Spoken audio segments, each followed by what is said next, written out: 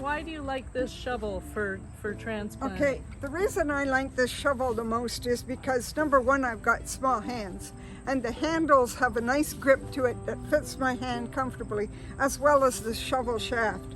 The other thing I like about it is that I know exactly how deep I'm going to be going.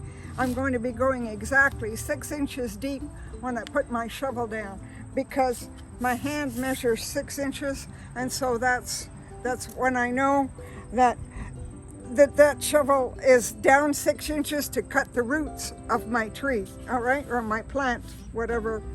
The other reason I like it is because the shaft is embedded in a nice metal sleeve, nice tall reinforced here, hardly any breakage, so that when I get my shovel under a plant, I can really put my whole weight on it and move it without fear of breaking my shovel. So those are the reasons I like this particular brand of shovel. Okay, thank you. Okay. This sedum outgrew his space. As you can tell, it's massive. So what I'm going to be doing with this one, again, is dividing it in following its natural lines. Now with the sedum, you could almost, without using any tools, pull it apart using your hands. That is how easy a sedum is to divide. And you can see that it makes nice clumps that will go in either a 2-liter pot, a 2-gallon pot, or a single. All right, so it's already done, and as I say, I've just used my hands to pull it apart. There you go, and we're done. That's it. It's ready to be replanted in your garden, or put in pots for a plant sale. Okay, so the next perennial that we're going to divide is a daylily. And you'll notice that at this time of the year, they've kind of almost shrunk down from the robust size that they were in the summer to they get kind of weedy and leggy looking. So all this growth can just almost pulls off. This will make it a little bit easier for you to visualize where you're gonna dig if you take off just some of this dead stuff, the old stems.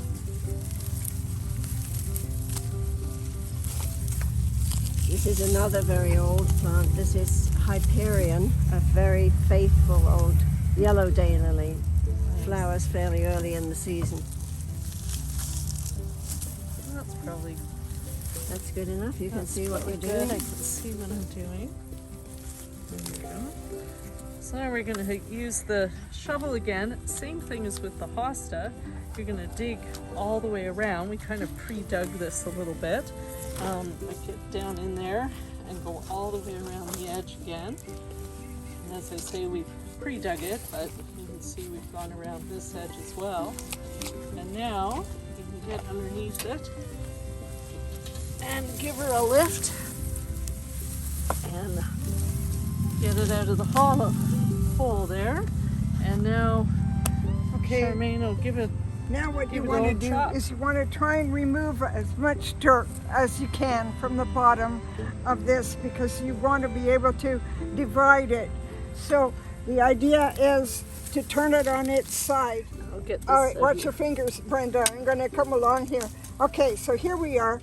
We're trying to get, now as you notice, these roots are orange in color, all right? That's how you can tell the daylily's roots from other things, especially if you've got grasses growing through it inadvertently, all right? So you want to keep trying it to get as much of this out of there to be able to handle it and divide it. So you just keep doing this. Now, these white roots I'm going to be pulling because they don't belong to the plant.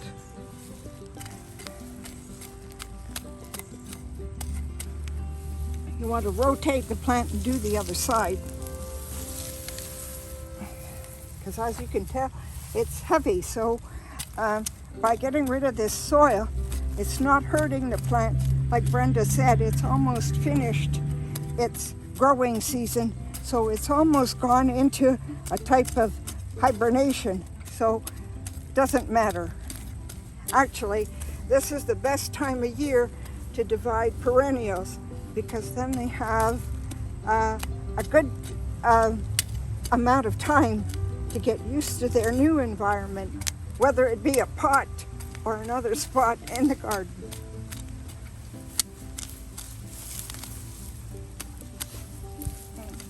Again, you're going to be going with the natural divisions that you can see, all right? Because this plant is still a lot of, a lot of advice. We'll try and tell you to prize the thing apart. But what I found is that a daylily is, again, very tough and can take some manhandling without damaging the plant itself. Okay, when you get it to this stage, then again, take more soil off. You can see the roots that don't belong. In this case, here, it's a creeping bellflower. Which is a terrible weed. In any case, that's gonna come out, okay? If there's a creeping bellflower in there somewhere.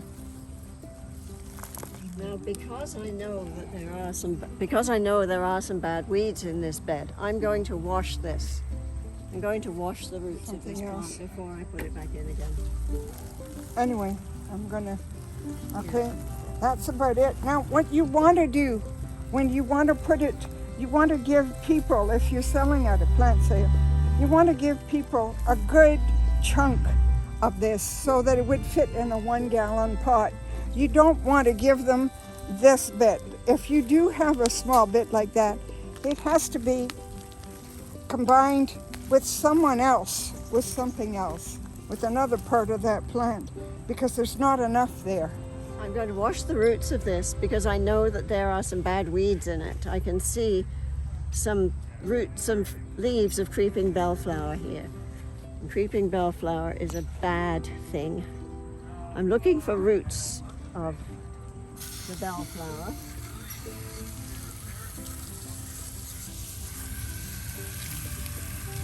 Might not find any.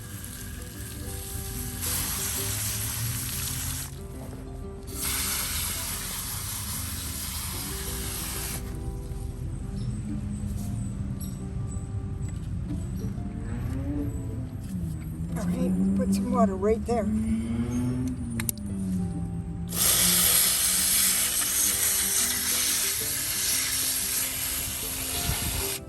So that's one out.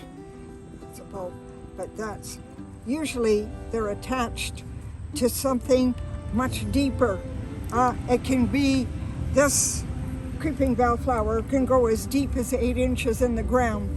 So you have to keep an eye. If you do, unfortunately, have it in your garden, you have to keep an eye on it. I measured the root on one a few years ago, and it extended 2 feet. Along the ground, under the ground.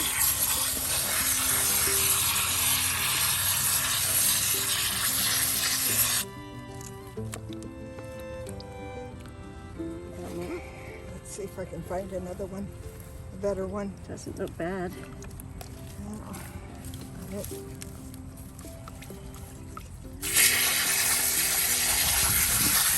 Sometimes if I think I have a really bad one, I'll soak it overnight, and that loosens it up enough that you can find them.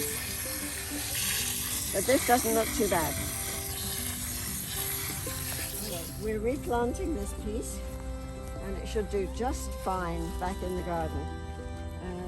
And other pieces I'm going to put into different parts of the garden to spread this daylily around.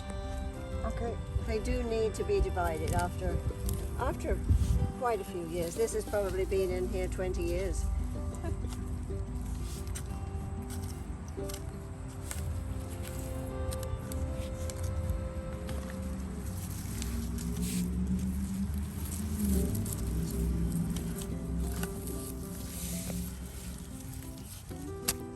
Live long and prosper. And then Okay. I'll trim him down later. So Now, you can if you trim have right- any transplant right down. fertilizer, Yeah. this is the time to add it to your watering schedule. It only needs it once just to get the roots established, and then it should be fine. But daylilies, again, are a hardy bunch, so I don't see a problem. They're not fussy. No, not at all. Brenda, do you have Well done. anything to add? No, I've learned a lot today. You guys are amazing. These two garden gurus here. This is wonderful. And, you know, it's so great. You had one plant and now you've got 4. You can donate them to friends or to the sale, or, you know, expand your own garden, and all for free basically. So a little bit of work. Yeah. Thank you very much. Potting them now, if you're able to pot them now and overwinter them for the plant sale, they get a really great start, and they don't look all shocked and wimpy at the time of the sale. They're ready to go. So if you're able to. Good planting, everybody.